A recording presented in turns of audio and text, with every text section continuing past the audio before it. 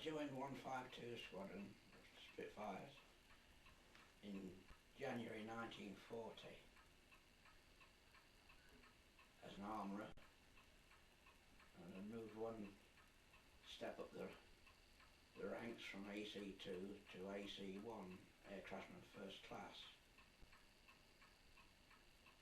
And rather unusually, I stayed with the squadron throughout the rest of the war. In January 1940,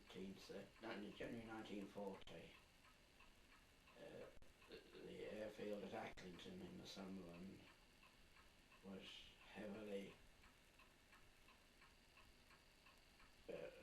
under snowstorms, blizzards for weeks, and they'd just become operational on Spitfires, and they had to push the Spitfires in the hangar and use a few of the Gladiators. They had less of the old Boston Gladiator biplanes.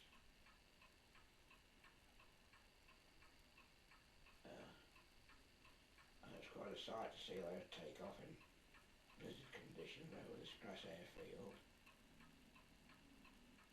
I do remember in about March 1940, the 72 Squadron flew into Accrington, and this was when the spring weather started to thaw out the airfield, and it was one mass of mud and filth, and we had to sit on the tails of the Spits to take up, to taxi to the takeoff point, and then we'd bang on this side of the fuselage and fall off, and the pilot would take off in the Spit. And at this time, one of 72 Squadron's Spitfires took off with one of the ground crew still sitting on the tail, and he made a perfect circuit of the airfield and came and landed, and did the perfect landing also, and his passengers just jumped off and was completely uninjured. I witnessed this, and also in November, December 1942 in North Africa, the same thing happened on number Trouble 1 Squadron, on the same airstrip with us there. And 152 and 72 Squadron were airborne at the time, and I was on the airstrip more or less on my own, because the rest of the ground crews had gone into the village of Schuylkill Harbour to have a wash and brush up, and I saw this Spitfire doing a circuit in a very unusual manner, as its flight was quite irregular, and then I realised someone was sitting on the tail there, so I phoned up the ground control, air ground control, and the Spitfire pilot, he panicked a bit and did a wheel up landing, and his passenger on the tail was shot off and broke an ankle, and that was the second time I'd seen it happen. But just harping back to the early days in 1940, on July the 11th, I think it was, the squadron moved down to Warmwell in Dorset, just a few miles to the northeast of Weymouth,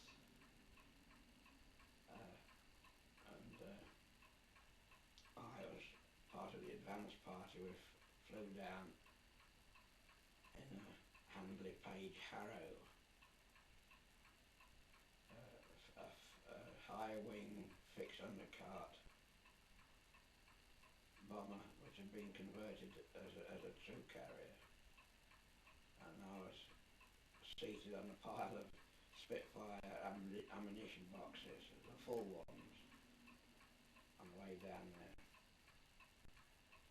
And we stayed at Warmwell then for the rest of what became known as the Battle of Britain.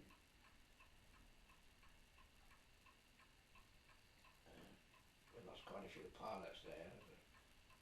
Of course, the channel was, the English channel was very much wider there than it was further east, and we lost quite a few pilots that we never found. They came down in the sea. We lost a total of 14 pilots, I think, in the Battle of Britain, and 7 of them were never found. Although one, flying officer Deansley, known as Jumbo Deansley for obvious reasons, he came down, he was shot down twice into the channel and was picked up on both occasions and even saw the war through, survived the war and died several years later. So some people were more lucky than others. We went there from Warmwell in April.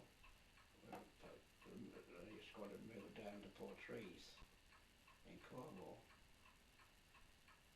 From there they were equipped with Spitfires, which had a 30-gallon fuel tank, an additional one fixed permanently under the port wing. These were the forerunner of the drop tanks which were later used on the Spitfires. And the squadron there escorted the daylight bombing raids on the 2 German battleships at Brest.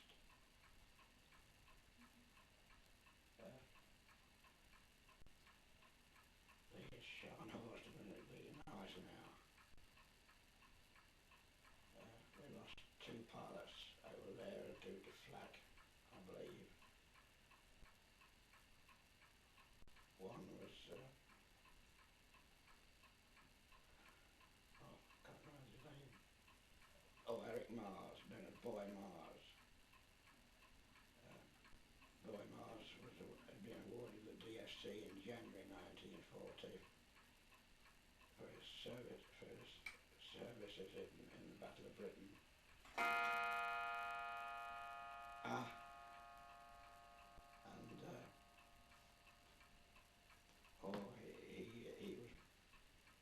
He was a year younger than me. He was born in July 1921. So he was awarded the DFC in January 1940, and he was shot down and killed over Brest,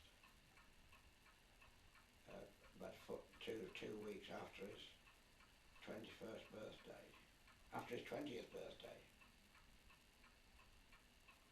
And the Germans, they gave us full military honours.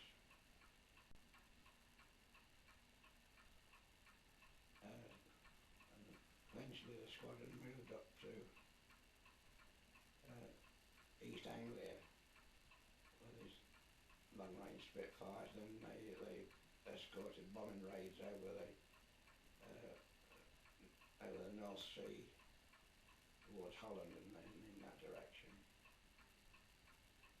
One raid in particular was rather well known at the time, was on a power station at Cologne, I think it was Cologne, called the Knapsack Power Station. That was a daylight raid on there by Blenheims.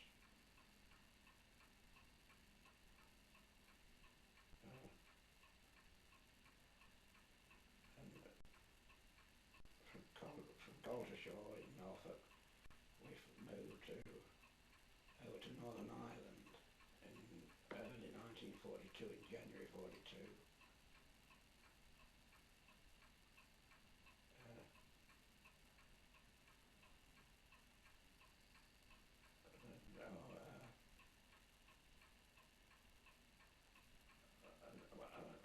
Our CO at that time was Squadron Leader Bird Wilson, and he agitated with, I learned later that he agitated with command to be moved into a more operational, where there's more activity.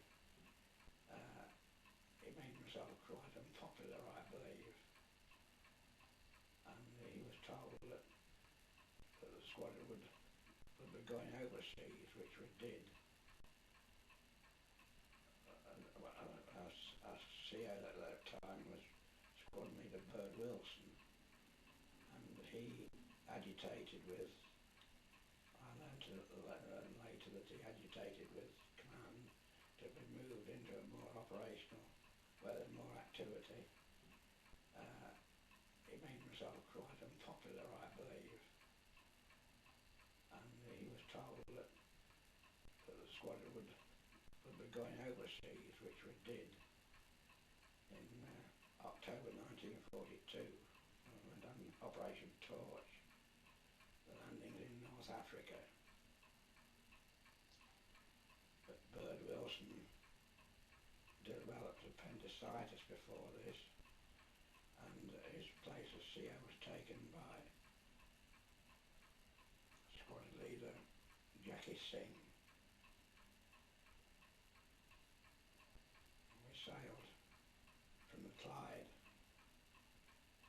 and landed at Algiers, and this coincided with the breakout from Alamein by the 8th Army, moved west along the North African coast, while there was 1st Army from Algiers and moved east to Tunis, where the Germans were finally ejected from North Africa.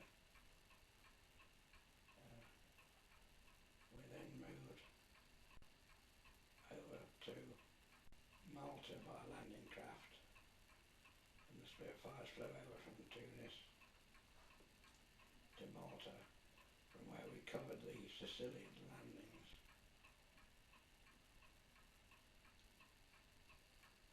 So I'm a bit hazy at the moment, but there was a victory parade in Tunis, but by this time we were in Malta.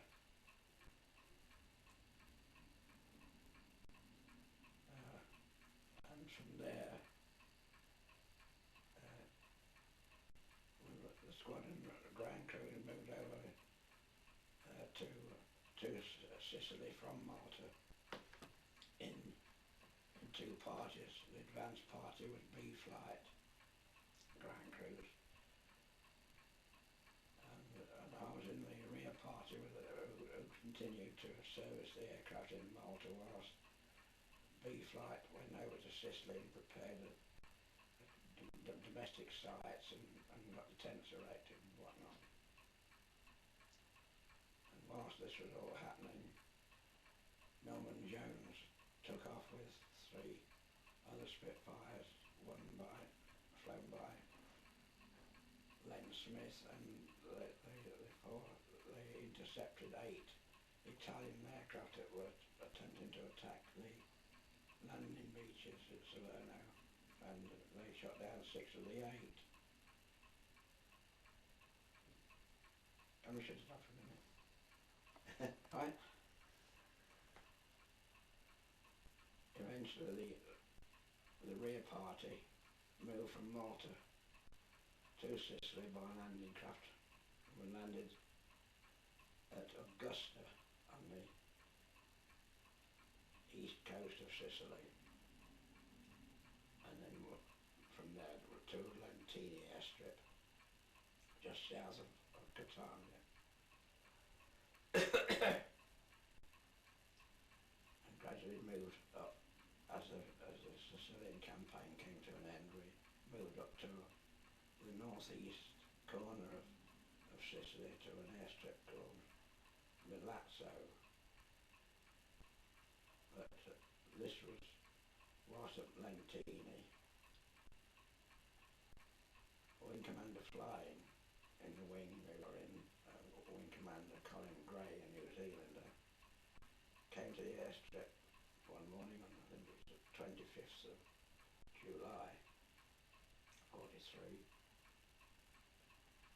and said that he was leading the wing with 152 Squadron that morning, and he flew one of our Mark 5 Spitfires, as his own personal one was a Mark 9, and we were equipped with Mark 5s. And he flew one of B flight's Spitfires, UM took off. He must have known something was on the, because they approached Malazzo at 0 feet more or less and intercepted a large number of Junkers 52s escorted by 109s who were dropping supplies of petrol and whatnot to the Germans. And the wings shot down, I think, at 25. And 152 being the front squadron, they were given shooting down 12 in one scrap. Norman Jones, who flew with us at this time, he shared a Junkers 52 and shot down 2 of the 109s.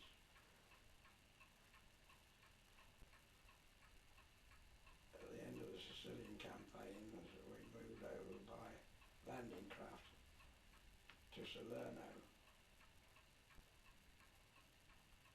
which while I'm dropping, we landed there at Salerno, and the Germans were, with their long-range heavy artillery, was shelling the ships in the bay of Salerno over the top of the airstrip which we were operating from. And anyway, when we retreated out of Salerno, I went with an advance party up to Naples for the squadron to move up to Naples, but then at the last minute we were diverted back to an airstrip, Gioia di Colli, near Catan, near Taranto in the toe of Italy.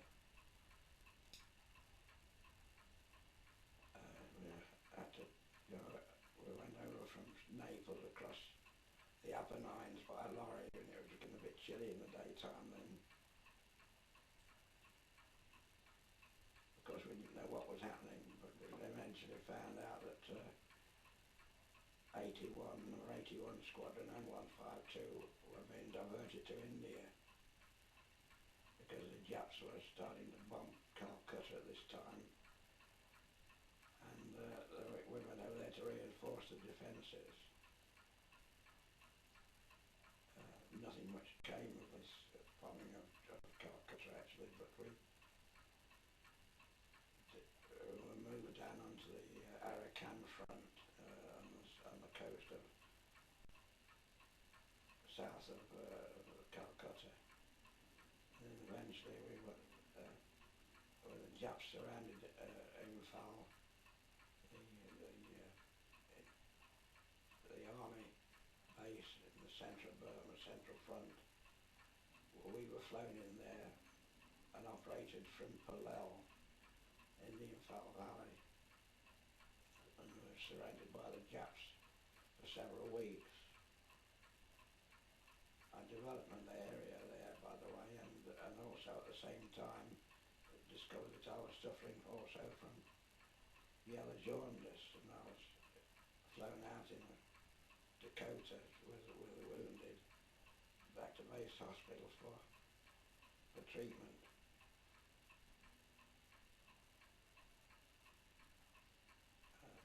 I finished up in the hospital near Calcutta. I was in this one ward, which was a bamboo basher. The windows were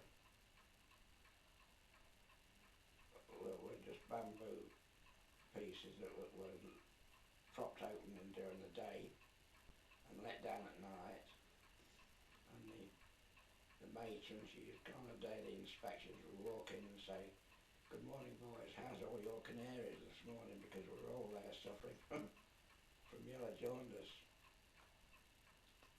Anyway, I was eventually passed as cured, and I was given sick leave and asked where I wanted to go. I had no idea of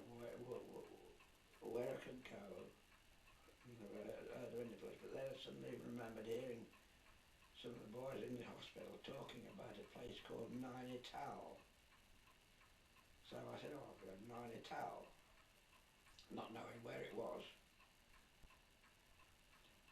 And I was given a railway warrant and got to the railway station in Calcutta, Howrah station, directed onto a train, and on the train for goodness how long, it kept going west and west, and finished up in the vicinity of New Delhi, where there was another station where I dismounted and got had to catch another train up to Nainital from there. I remember I stood on the platform there at this station, and it was later in the afternoon, and it was really hot. And eventually I caught this other train, and we went up there in the hills up to Nainital, and I obtained accommodation at the YMCA there, and stayed there. Eventually I returned back the way I'd come by rail down to Calcutta, and then caught an air Dakota from there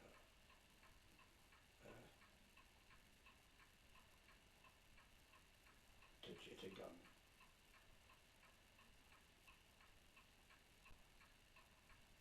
And from there went down to where the unit was still operating from, a place called Tulihal, near Imphal. Can you? I do recall that on my way back from my sick leave, I did go by rail and river trip on river boats back to Chittagong and across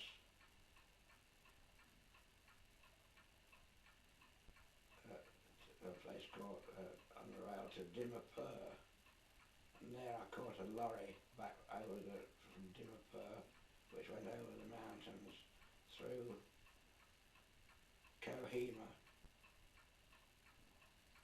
and down to Tulihal in the Imphal Valley. And as I say, we went through Kohima, which had been the scene of some terrific fighting there,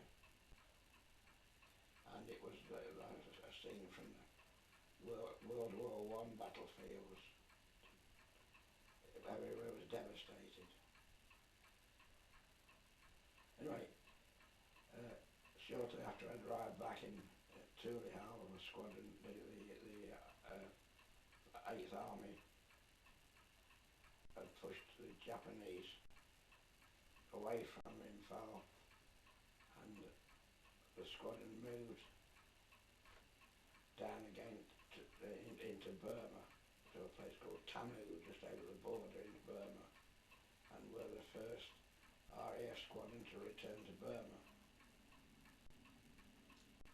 And the Japanese continued in their retreat through Burma, and we followed them down closely throughout the campaign to the end of the war, when the Japanese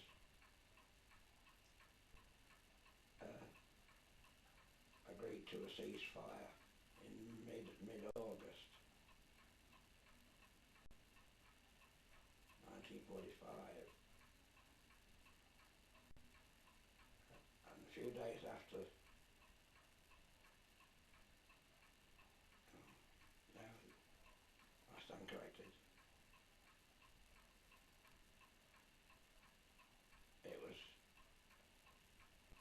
when we learned that the war in Europe had finished in mid-May 1945, that shortly after that I was awarded my first leave upon sick leave, that is. I awarded my first leave for 33 months. And up to this time, with all the moves the squadron had made in a very short time, it worked out at an average of about 3.5 weeks at each place. Anyway, by mid-August, the Japanese agreed to the ceasefire, and I was with the advance party operating the Spitfires from a place called Tongu, midway between Mandalay and Rangoon, when the war finished. And I couldn't believe it. I wondered what was going to happen to us now. I wondered where we were going next. I soon found out because on the 2nd of September 1945, the Japanese signed their surrender on board the USS Missouri in Tokyo Bay. The following day, the 3rd of September, which was the day before my 25th birthday, I flew into Siam, into Bangkok, Dom Muang airfield there, where we serviced various squadrons moving through further east. Eventually I rejoined the rest of the Grand Cruiser 152 at Tan Son Nhut airfield, Saigon, where I witnessed the surrender of Field Marshal Count Terauchi, the chief of the Japanese Southern Army, when he handed over his samurai sword to Lord Louis Mountbatten. And within a few days after that, I started my journey back to the UK, where I was demobilised. I flew back from Saigon, the way I'd come, Rangoon, and then up towards Mandalay and across to Calcutta, and then I flew from Calcutta across India, refuelling somewhere midway between the two, and then to an airstrip, RAF Santa Cruz near Bombay. Then went to RAF Wally in Bombay, where I received my demobilisation book. From there, Bombay, I caught the French Atlantic liner, the Ile-de-France, and sailed from Bombay round the Cape, South Africa, as she was too big for the Suez Canal, and spent Christmas there on board, somewhere off West Africa, and landing at Southampton in early January 1946. I phoned my father at work in Grantham. He didn't even know I was back in the country. I learned later that he said to my mother at dinner time, it was dinner in those days, not lunch. He said, I bet you don't know who I've been talking to on the phone this morning. And anyway, I moved up to RAF Hennisford, where I finally was discharged.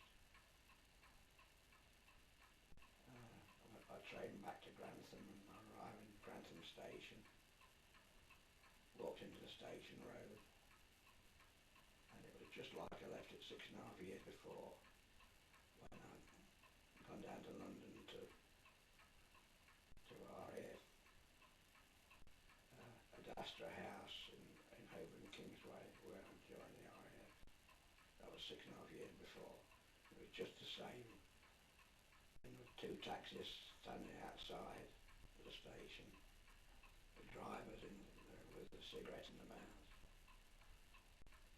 And I walked down Station Road, through the tunnel into Hunting Tower Road and up Hunting Tower Road, and then to 110 Hunting Tower Road, where no emotion was shown. I remember my mother just saying, "I will show you back," or something like that. And that's how it all ended. I hope I haven't bored you. As a Penteely, there was this, the domestic site was on top of a hill, and this went down at the bottom. There's a small river there, and the airstrip was on this flat plain low down, and the campsite was way up here somewhere. And we went in swimming in the river one night, or several nights just to do it. And on the bend it was about 4 foot deep. Yeah. And it was nice and cool, you know, it was plenty hot weather. And the water snakes swam by us. We was out there out in the flats. Oh dear. And a field of red, or what they call them, watermelons. Big watermelons at the side of the airstrip.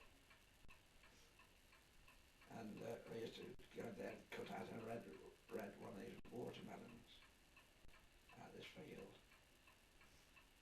And there's another little stream ran by the dispersal there of this airfield, Penteely. And there's a photograph there of you might have said in amongst a load of them washing and shaving outside the stream. I mean, to do this today, I mean, and to live it virtually in tents for 3 years, more or less, you know. I mean, I wonder what, not air conditioned, and you couldn't ring back of homes 12,000 miles away. I mean, today, they wonder what it is, wouldn't they? Oh yes. Yeah. and for this to go on for 3 years, from one campaign to another, it's unheard of, isn't it? Yes.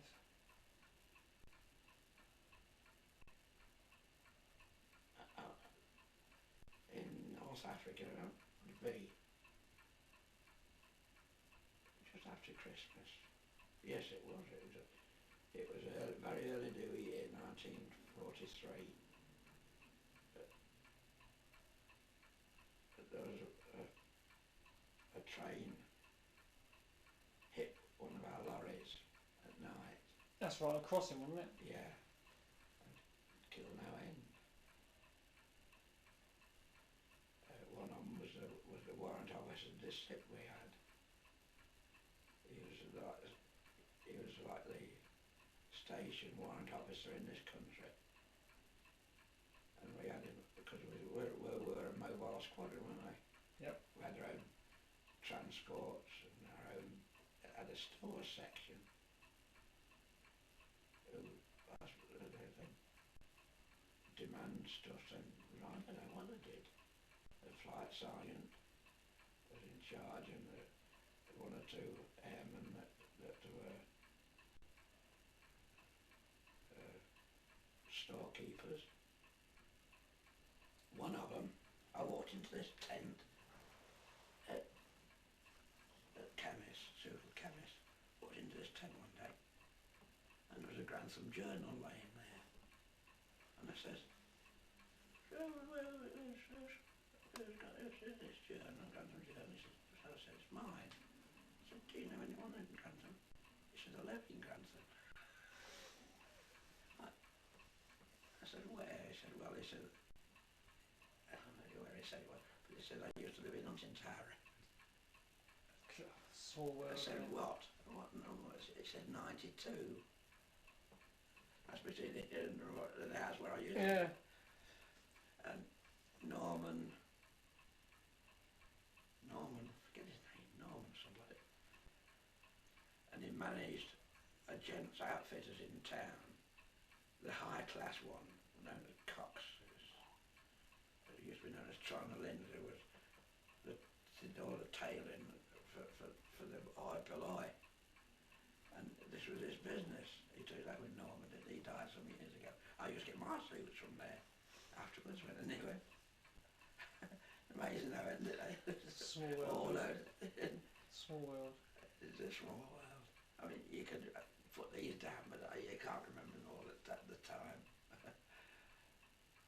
As I say, it's a small world. By Christ, it is. Yes. Who's this? Oh, and another fella on the squadron. He was an armourer in A flight, and I was a corporal in A flight. One of my armourers. Cartledge, his name was. Guy Cartledge. And you know, where did he come from? Well, he says, come from King's Lynn, and he was before the war. He worked for the railway there, LNER or whatever it was at that time in King's Lynn. But he said, I used to live in Grantham. So we went to the King's School. They've done Armourer Road, and I know it quite well. I mean, it's made them out there. We're way out in the blue somewhere. But amazing. And as I say, Maggie Thatcher, she used to go to the school at the bottom here. That school at the bottom. All right. That's the school. When she left that school to go to the girls' high school, to pass the exams, the school then was a comprehensive like it is now. But just before that, it was an infant school. And when I moved up here with my parents in 1930, that was an infant school, up to 8 years old. And I was 10, 9 or 10, going in 10. And I couldn't, I was senior to that school then, you see, I couldn't go to it. But as I said, that was an infant school then. But shortly after that, it became a comprehensive when Margaret Thatcher was there. And it's now, used to do the 11 pluses from there later. But when it was first built, it was just an infant school. And on the other side of the road to the school, there's what used to be a shop there, and that was Margaret Thatcher's father had that shop as well as the one which is given all the publicity there on the other end of the town. But they used to live there, with a house at the side. Long time ago.